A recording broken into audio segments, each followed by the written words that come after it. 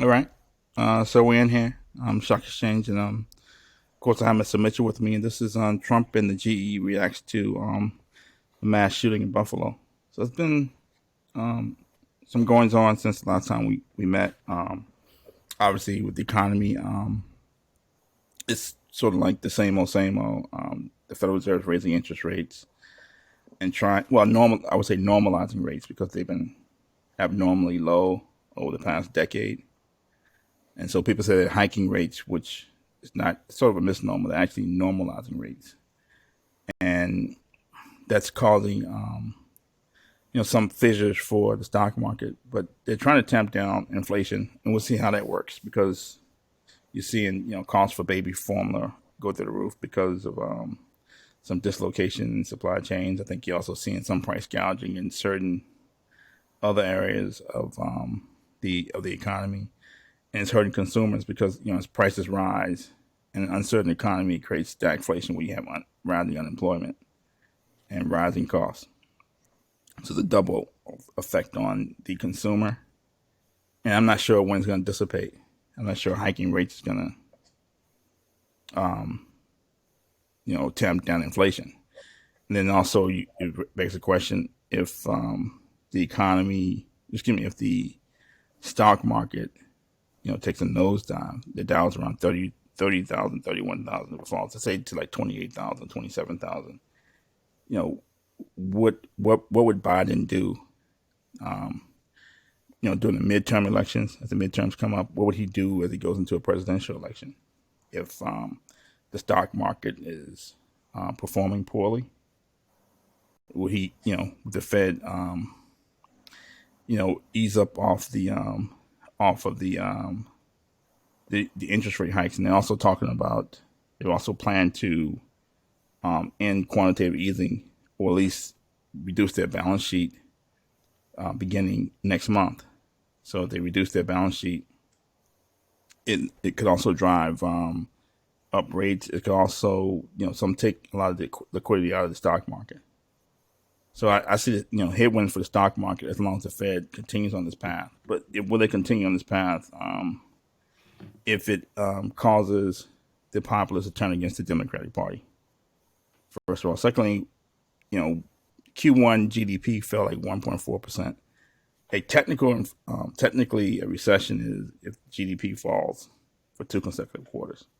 So we'll know by the end of June if we're in a recession, which we probably are. I think we've been in recession for a while. And all this money printing and all this stimulus, it just delayed the inevitable. It helped somebody. It didn't help. I don't think it helped the populace, but it helped somebody. I've always said that it basically helped Obama's donors.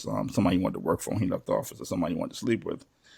It's not going to be a recession for them, but it's definitely going to be a recession for everybody else. So we'll know in a couple of weeks, at the end of June, if we're definitely in a recession, and how the Biden administration reacts to it. And the war in Ukraine isn't helping the situation. So as far as recessionary pressures or uncertain outlook for the economy, or even rising costs for like oil or other markets. So that's sort of my take on the economy. I think again we're going to know at the end of June if we're in a recession, and it can't be avoidable from a technical standpoint. Yeah, no, it's I think it's a safe bet to say that we are and head in that direction, but it will be interesting to see if essentially if the Fed is going to step in more aggressively to continue to bring down as, as you stated, if we look at January, really even from December, um, and hitting that 8 and then 8.5% inflationary rate, and now taking a couple of points off of that after the Fed stepped in and increased interest rates. So it'll be interesting to see how much more aggressive Jerome Powell and the rest of the cabal at the over at the Fed is going to be focused on that, meaning will they try to prevent the technical analysis of a recession? In other words, to say, well, we're not really in a we're not really in a recession because interest rates are now being stabilized, inflation is coming down. Um, you know what I mean? Like to try to get around being labeled a recession. And like, listen, these folks be pulling all kind of Right, right. stuff They keep changing the on definition. They talk about change the definition of inflation to something called personal consumption expenditures, right? From right. CPI. Yeah. And somebody talked about changing the definition of unemployment to, because it doesn't right now, it doesn't include people who aren't actively looking for work. So Right. let's see if they try to change the definition of inflation. I'm just Yeah. of, Yeah. of a recession. Excuse me. See if they try to change the Yeah. definition of recession. Has to be Exactly. 4 consecutive quarters now. Exactly. Oh, so yeah, I wouldn't be surprised at all. So I think that that is something that's important to the Fed because one, it goes onto your report card. You know, especially as a Fed chairman. Um, you know, I think Greenspan easily became the benchmark for every subsequent Fed chair after him. So. Um, to inherit the greatest, bull run in history, and then to have your report card sitting with a fat F on it because you couldn't stave off a recession. It doesn't look too good. So I think that that is something. Optics are important to the Fed and the way that we're measuring and counting the economy. So. But at the end of the day, all of that boils down to high level semantics, because the price gouging, which we been on the soapbox for the last few years, especially seeing the dislocations, like the rate of the dislocation within the not not within the stock market, but in the real marketplace. Meaning every time you go to the grocery market, every time you go to the gas station, every time you go to check for your utilities, rent, mortgage, otherwise where real people exist and live that are not a part of the investor class, and that's the majority of folks. So that's the market that I'm referring to, and the price gouging that we've seen. So the market dislocation of the rate of pricing has greatly outsurpassed what one would expect it to be if it was purely from an inflationary standpoint or even disruptions within the supply chain and logistics. So it's just boiled down to corporate greed, the long and the short. So we're continuing to see corporate greed. To me, the baby formula example is just an example of corporate greed. Like it's not market dislocations, it's not supply chain. Like yes, it does play a bit of a part in it, but the percentage of the part in it compared to the price, the jump in pricing, no, I don't think that there's enough. Unless people are disappearing, unless the ocean has disappeared, unless farms have disappeared, like there's just way too many steps in the supply chain that would have to just simply magically disappear in thin air in order to warrant a 1,000, 2,000% price jump and say, oh, it's an inflationary environment. Like, no, that's not inflation. That's corporate greed. Full stop. So, yeah, I mean, that's where the economy is. Where I think in my opinion, I think we're going to be dealing with a recessionary environment for significantly longer. And like you alluded to earlier, those that will not be as hindered from an inflationary environment and a recessionary environment, they will be scooping up more assets and broadening their portfolios because this is a time of accumulation, an accumulation of assets. And I think that this recessionary environment will, carry through until the following year. That's just my opinion.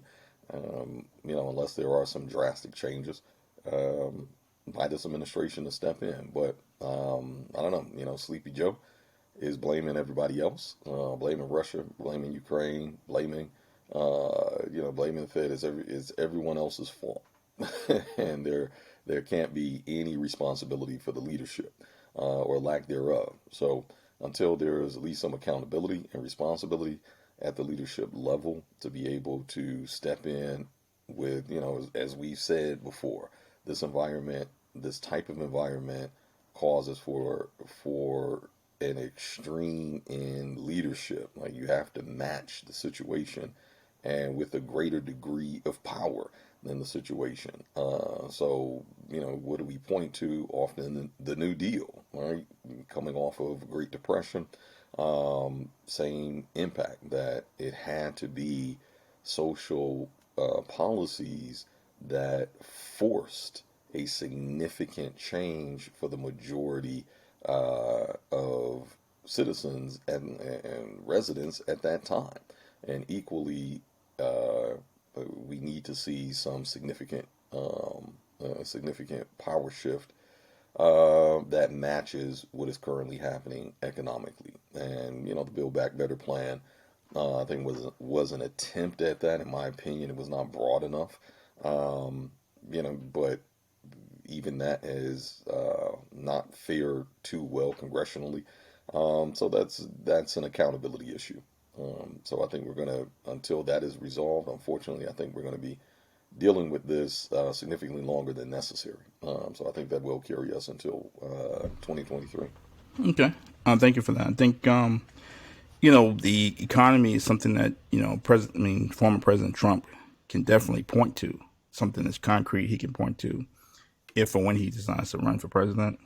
If GDP is still declining, and it's something that I'm sure he and his followers, like Diamond and Silk and I'm Larry Elder, and, Forgot about right? this. They will definitely point to that, and they will harp on that. Yep. That when Trump was in office, the economy was strong. You hear people complaining about gas prices. Gas prices weren't going through the roof when Trump was in office, and I guess the biggest threat or biggest risk that Trump's detractors had, I call them Obama's, flying monkeys. Obama's, PR mavens said Trump's going to get us into a war. That has actually happened now. We're Right. all, Right. basically there's a war going on in Ukraine. That did not happen Right. under Trump's watch. So the other thing is that I can't think of this guy's name. He wrote a book called Hillbilly Elegy. He ran for office in Ohio. He just ran a couple weeks ago. And is his Yeah. name Billy something? Not Billy, but anyway, he ran anyway. So he won in Ohio, and he Yeah. ran. He basically ran. Trump supported him, and people were saying that Mm. after he won in Ohio, that the rule going forward is that you're not running against Trump. To remind Democrats, you're not running against Trump. That his Mm. opponents kept talking about Trump as if they were running against Trump and not talking about the candidate. So Trump still casts a large shadow in the world of politics. I think you see He's Republicans become have the to, boogeyman. right? Some Republicans have to decide whether they want to kiss the ring or whether they want to run Right. to into isolation. If Right. if he decides to run for president again, because he still has influence as far as these elections and whether he puts his brand behind a particular candidate. So I think some of the people's fears, declining economy, rising gas prices, and a war in Ukraine is some of the biggest fears under Trump are actually being realized under Joe Biden. And I don't think it's all Biden's fault.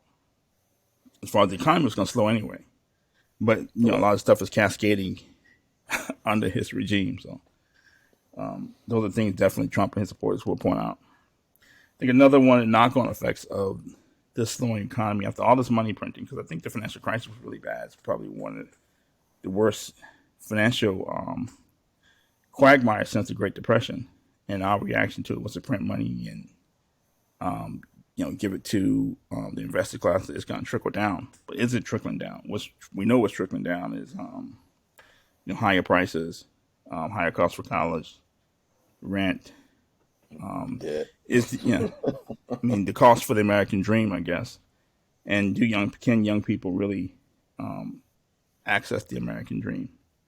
And so one of the knock-on effects I think is causing angst amongst people in general. People aren't happy. Right. I think it comes down to people who got this money and people who didn't. Who got the bailout money or who got getting the money from getting access to the 30 trillion from the Fed, and people who aren't. So we saw the subway shooter a couple weeks ago. He was definitely unhappy, but nobody called him a racist. And so now we had the guy who was a mass shooting in Buffalo last week, and the report from CNN says it's an 18-year-old man who allegedly shot and killed 10 people in Buffalo. He shot 13 people. 11 of the people he shot were black, and he particularly chose a black area. He scoped it out, went to a Tops Friendly Market. He scoped it out, and he actually did some reconnaissance. He was there I think the shooting happened on Saturday. He was there on Friday, acting like a panhandler, and they asked him to leave. So he had been scoping this place out for a while, and he wanted to go into an area that was mostly black. And he had these papers on him, this manifesto about he's complaining about the dwindling of the white race, and I think people focused on that aspect of it. I think President Obama, he put out a tweet that said this. Read this tweet from Obama. He said, "This weekend's shootings in Buffalo offer a tragic reminder of the price we pay for refusing to curb the easy access to guns. It should also serve as a wake-up call for all Americans of goodwill, regardless of party." So Obama's pointing out the access to guns. If somebody wants to do something like this, they're gonna do it. I mean, I don't think necessarily need an assault weapon, but if they want to create, commit a mass shooting, they can and they will. And other people are pointing out the fact that he had hate in his heart, he was racist, and all this sort of and so that angle. But he wasn't from Buffalo. He actually drove 2 hours, like a couple hours away. And so I've always said that, I think the knock-on effects of all this money printing after a decade of, buildings going up, stock market going through the roof, people still unhappy, and now the economy is slowing. And when people realize it's all been a trick bag, in my opinion, it's going to be another recession. There's always going to be another recession. It just wasn't going to be a recession for Obama's donors or somebody he wanted to work for. He left office, somebody he wanted to sleep with. So now they've been sold this dream about the economy's great. I've saved the global economy. And now we're realizing that's not necessarily the case. When people realize it's all a trick bag, I think people are just going to start going off. And I think we're seeing it now. I think this is one of the knock-on effects of not managing the economy for the entire country, but for a very select few people, which I label them sort of investor class. And I think we're going to see more of these type of events going forward. And I've always sort of suspected that African Americans would bear the brunt of this. So let's say you have a young man who's Caucasian. 20 years ago or 30 years ago, he could live well. Probably worked his way into middle class status with a high school education. Now, even if he wanted to go to college, he may not be able to afford to. Who can afford to pay $70,000, $80,000 a year for college? And who can really afford that? And if you go to college and you pay $70,000, $80,000 a year, will there be a job waiting for you? So yeah. I think that's causing us angst amongst the populace. And this guy may have had hate in his heart, but it also doesn't remove the fact that maybe his life, the prospects for his life, aren't the same as maybe they were for his father or for his grandfather, and that's causing angst amongst the populace. And I think this is sort of knock-on effects of the managing the economy for a select few people, in my opinion. No, the thing that stood out for me was the fact that his age and how he was radicalized. The fact that he's 18, and then the fact that I believe it was New York Times or NBC, forget where, but ultimately apparently he stated that he was radicalized on 4chan while bored. So for me, those two things stood out the largest because it is really a kind of a trickle effect of the age. Because for me, it's like you're 18, right? Even for the last decade, you haven't lived long enough to to have any significant um, trial and errors in your life where you set out on your own 2 feet with an expectation of a certain outcome in life, and had these kind of greater forces at play continue to knock you back, knock you down, and having to get back up. In other words, however, the thing that outside of the that particular piece of it is he's he is old enough though to have watched his parents do just that, right? Hmm. Part of radicalization is empathy. Right? You have to agree to whatever propaganda is ultimately being pushed. So whether you agree from a personal lens or you agree from an observation lens, like, oh, I've observed my mother, my father, my friends' family, people that I think that I respect, that I hold in high regard, and even if it's not me personally, but I've watched them go through the things that the propaganda is ultimately pushing. Exactly, And that exactly. propaganda was the Great Replacement theory. And, thinking about, again, this kid's age, his parents, I don't know, I didn't look too deeply into his parents, but I would imagine that his parents are either a part of the oldest millennials or the youngest Gen X. And when you look at that generation, um, which even myself is a part of, on the Gen X side, is that when you look at over the last 40 something years, right? Just like how many market crashes have we seen? How many economic setbacks have we seen? How many tragedies have we been through? Desert Storm, we've been through the bombings, the embassy bombings, was that 96 in New York? We've been through .com bubble, we've been through Y2K, we've been through, like, in other words, every start where it seems like things are going really well, um, a pullback, right?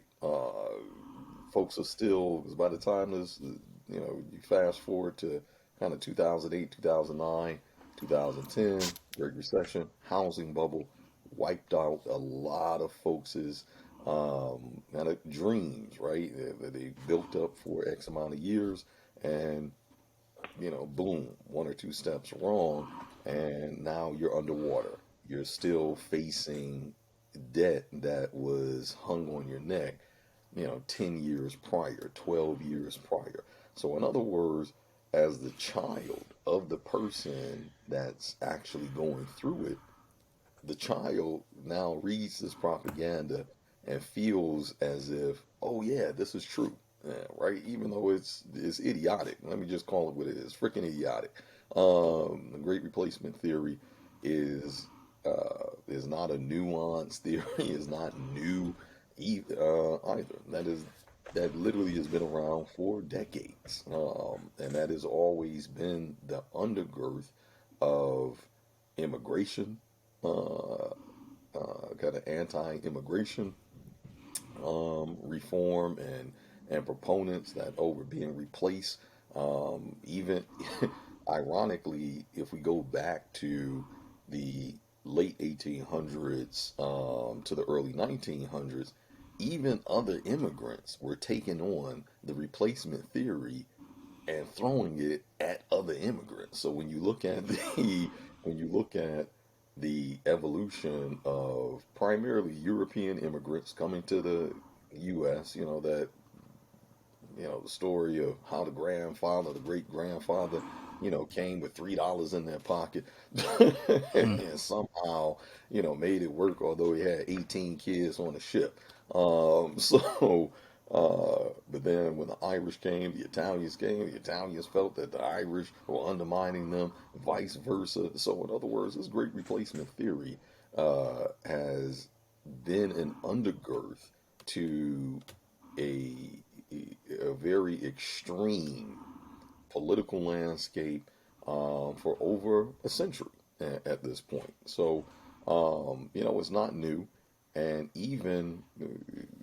it, like even on even within the black community, just call it there are some fringe. There's a very notable fringe group that has made themselves known under the guise of reparations over the last roughly 4 to 5 years at this point, and a part of their pushback has been anti-immigration Hmm. reform, Hmm.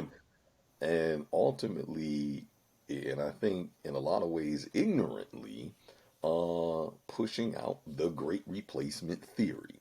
That we're getting replaced by black immigrants, by African immigrants in Hollywood, and getting replaced by African immigrants and Caribbean immigrants in politics. And these are non foundational black Americans, or non I guess descendants of enslaved Africans in the U.S. So, in other words, they don't belong here, and they're replacing us in every aspect of the economy. So, whether it's education, whether it's jobs, even the type of jobs. So, we've seen this. Like, this isn't new. We've seen this theory um, proliferate on both sides of the spectrum. Yeah, yeah. But Um, not to cut you off, but this young guy, he definitely could not have come up with this replacement theory or all this propaganda on his right, own from his own experience. He had to drive 2 hours to find black folks. right. No, So that's a where now? great I guess the point. question is if it's cannot if I assume it's maybe he's being indoctrinated by his parents, but I guess that's the other piece of the puzzle is his parents or someone else. Well, he said, well, allegedly, according to, I think it was NBC, that it was 4chan. He was radicalized during coronavirus. And this kind of goes back, full circle to, as you stated, the knock-on effect from poor monetary policy, arguably not just not even just the free money party post 2008, but I would argue to say even prior to 2008, that led up to it was the when bad monetary policy and bad regulatory policy allowed for the packaging of mortgage-backed securities for that party to start from 2001 to 2006 until that cold wake-up call in 2007. So arguably, this goes all the way back to Bush's initial administration. Um, so really, I would argue to say closer to 20 years of bad Right. fiscal policy, bad regulatory policy to allow this continued. Like this has been a snowball effect.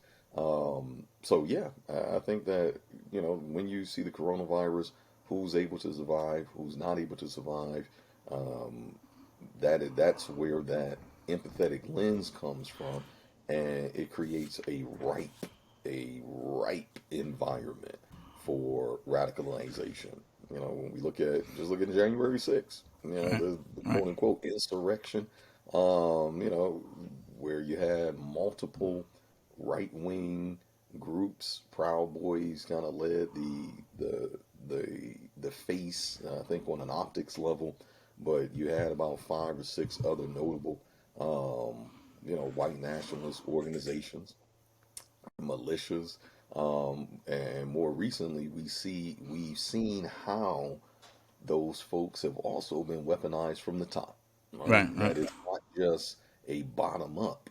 It is those at the top that have taken advantage of the environment to weaponize those at the bottom. And this is where we see Jenny Thomas Mm. come in, Clarence Thomas's wife, where she's been able to garner support. Even Trump Jr.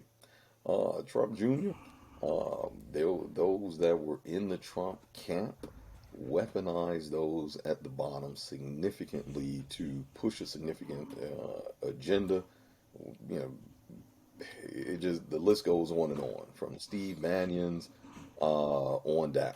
You know, these Right. folks were absolutely weaponizing those at the bottom that were largely their voter base or became their voter base, and fueled it, made sure that that propaganda continued to proliferate. The uh, the even when it came to Charlottesville, for example, the decision that Trump made to not take a stand, he took a very neutral stand. You got good guys on both sides, you got bad guys on both sides, and not strongly denouncing white nationalism and the rise of white nationalism within his voter base, intended or unintended. So, for we've watched this even under Trump's watch, even under Obama's watch. It was just brewing under Obama's watch, Exactly. and, Exactly. and it just exploded under Trump. So, in other words, there's accountability on at the top as well as the bottom, and the bottom does not have the resources to reach the depths of influence that they have without the top. So there's definitely accountability on both sides that have led to this outcome, so to speak. As we even think back to Dylan Roof.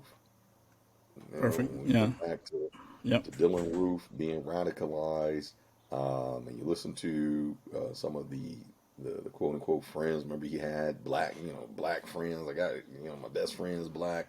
Um, I saw that. and so, I saw one of his best friends. I think he, he looked like. yeah, yeah. I don't think he was a. I don't think he represented. He was representative No, of African American community. I'll leave it at that. no, no, he did not. But the point is that if you recall, they stated they didn't see it coming. He was a little quirky, a little out there, but they never felt that he would do anything to that degree. Right. So it's like, how many times do these incidents must continue to happen? And like you stated earlier, yeah, black people, I think, since hitting these shores, and whether one identifies as a freedman, oh, my family has been here, never been in slavery, for the last 300 years, cool. But at the end of the day, there's still consequences, right? And black people have been at the brunt of those consequences. Excuse me, for the feelings of non-black people. When non-black people economic opportunity is diminished and minimized in their eyes, it doesn't even have to be diminished or minimized in reality, which is why the Great Replacement theory is stupid. Um, but it can be a perceived diminishing of economic opportunity. Well, this is where we get Tulsa, Oklahoma. This is Exactly. where we get the genocide of black communities, how Central Park was even created. Whole black community intentionally flooded out, washed out because of white racial terrorism. Yeah. And this Yeah. is we've been at the brunt of that uh, for centuries at this point. So, it's nothing new. Um, and it's something that this country continues to grapple with. And frankly, this is really the undergirth of why even the proclamation for reparations is such an important one, because black people continue to be at the brunt of the hopelessness that non-black people will feel as a result of the that top 1% of legislative influencers, economic influencers, the investor class alike, manipulating the economy for their own benefit. Right. Exactly. So Exactly. yeah, Right. So yeah. So let's say if 10% of the public controls 98% of the resources, right? We're throwing out a yeah, number. that means it's 2% for everybody else. And I think the people doing the attacking, like this guy Peyton Gendron or Dylan Roof, aren't gonna say, "Oh, it's the Federal Reserve."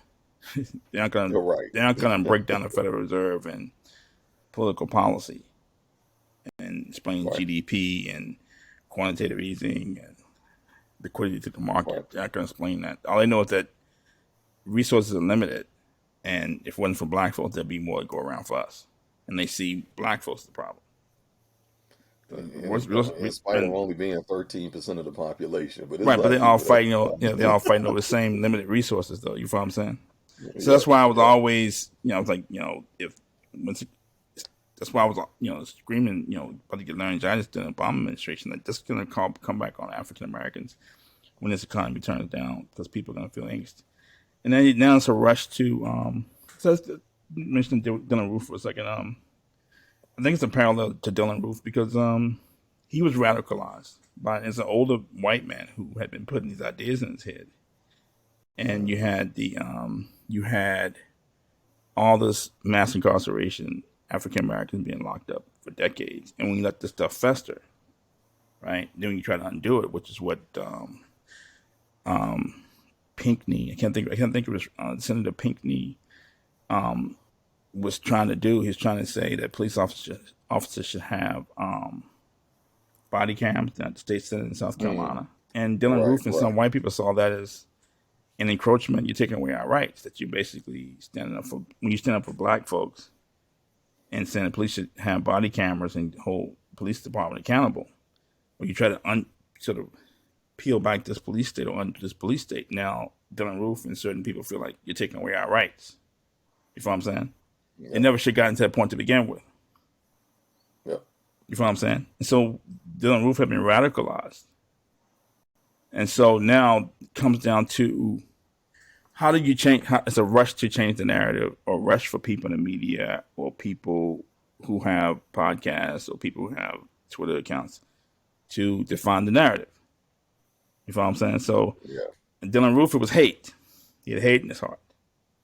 With Charlottesville with the statues. Right. Right. Right. It Right. mattered taking statues down.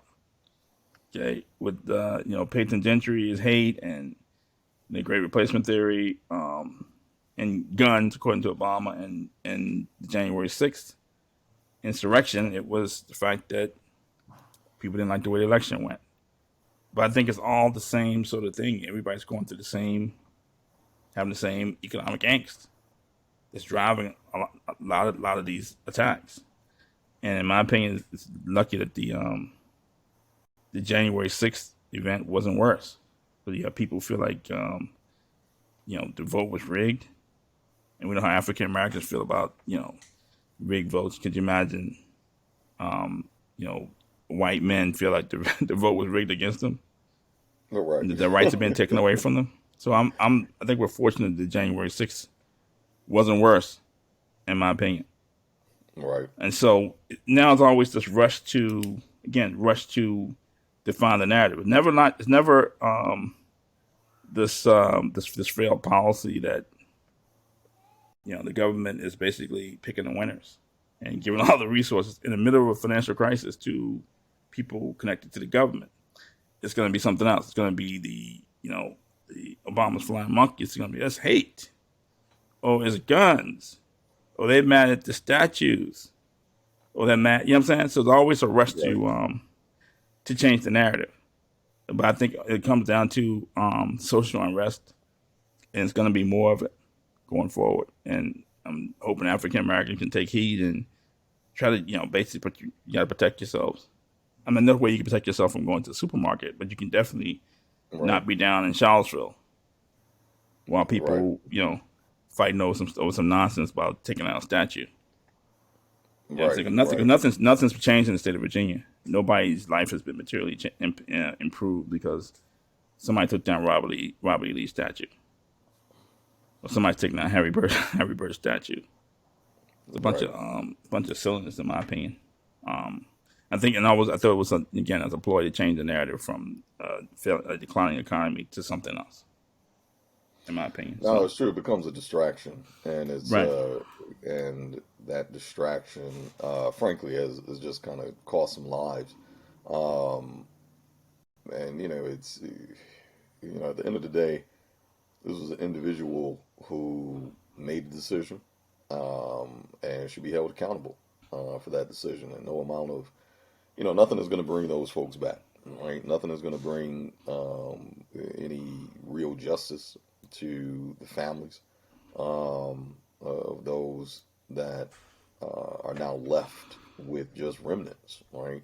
right, And even kind of ironically put on the sidelines to watch their loved ones be politicized, be weaponized, and in a large way taken out of context from their own lives, right? It's almost like just watching yourself on a screen, but you had nothing to do with that image that's on the screen, although it's yourself, right? You're watching directors and writers and editors and producers kind of formulate this whole movie about you, yet no one ever involved you.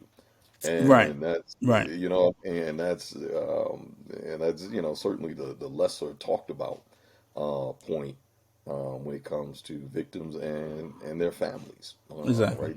That's one of the things that frankly I admired about Erica Garner, um, the daughter of Eric Garner, who was murdered on video, and still hasn't been brought to justice. And honestly, my heart broke when I saw that she ended up dying, Wow. dying in the pursuit, and I believe it was labeled as cardiac issues, and genuinely dying at the pursuit of justice for her father. She never set out to be a social justice warrior. She was just merely seeking justice for her father, and at every turn, she even spoke about how allies were quote unquote allies, right? Were pulling the rug from Exactly. under her feet, Right, right, wanting to get the video light, wanting to get the microphone, wanting to increase their platform, and no one really that seemed to be in her corner that had any real influence or power was willing to push for justice versus getting a platform and right. increasing that platform, but ultimately using her father's death to catapult their existing platform to a larger platform. Right, And right. in a lot Well, of that ways, was a it was a movie called it was a book called Bonfire of the Vanities. I That actually was never similar read to that, that. but And it was a yeah, movie. yeah, They made a yeah. movie out of it. I thought it was kind of silly, but it was based in New York. So I think it was a similar situation. Everybody's trying to figure out how they can politicize this event. Right. And that's the part that we just you don't really hear a lot, right? They're almost tossed away. They're almost tossed aside until it's time to bring them out as a prop again, to say, look how empathetic we are, look how much we have to change policy, look how much we have to, push the conversation forward. Which I'm sure we're going to hear these same narratives. We're going to see Right. some of the same bobbleheads come out, pushing the same organizations and linking arms, walking across bridges and streets, singing the same old songs and the same tunes, and yet real people are left to pick up the pieces of their lives with no real material change. Right. And the other And thing is that people, a lot of these people you're talking about, are talking about something that's right in front of them. We've been talking about this for years. This is coming. But you right, like doom and gloomer. They're yep, fringe groups. You know what I'm right, saying? They're yeah, fringe yeah, groups, and people trying to figure out how they can get a bag out of it. It's always the bag. yep. And that's absolutely what it tragically boils down to, almost irrespective of skin color. Um, I think just for me, it it it leaves a worse taste in my mouth when I see someone that looks like me that supposed to be for the people, and coming from the people, and is nothing but a snake, right? Right, right. Just selling, was a snake oil salesman, and it's all for the bag. It's all for the larger platform. It's all for the Mhm. views. It's all for the clicks. It's all for the CNN consultancies and Fox Media consultancies, and it's at what cost, right? But that boils down, I think, largely that mentality boils down back to the beginning of this conversation, right? Because radicalization is not just for an extreme political lens, right? It is understanding that there are finite resources, Mhm. and there will always be those that will operate from that lens and step on whoever head in order to ensure that they are a part of the haves versus the have-nots, right? Right. But at the end of the day, although I do to some degree kind of get it, what I mean? Like I see it, I can understand it, and to some degree I can empathize with it, especially coming from a group that has been marginalized for 300 years, Right. right? But at the same time, still leaves bad taste in my mouth, right? Yeah. Yeah. Because we've been marginalized Right. for so long that when you see someone coming from your own neighborhood, from your own community, that should understand that nuance to a greater degree, we tend to put them to a bit higher, a higher level of responsibility to the community. So seeing the same actions, seeing the same motives out of that person, out of that group of folks, it's a little more disheartening. If Okay. In you two would, two minutes. versus, In two um, in 2 minutes. In 2 minutes. So tell our viewers. Given this backdrop, we see what's going on in the United States.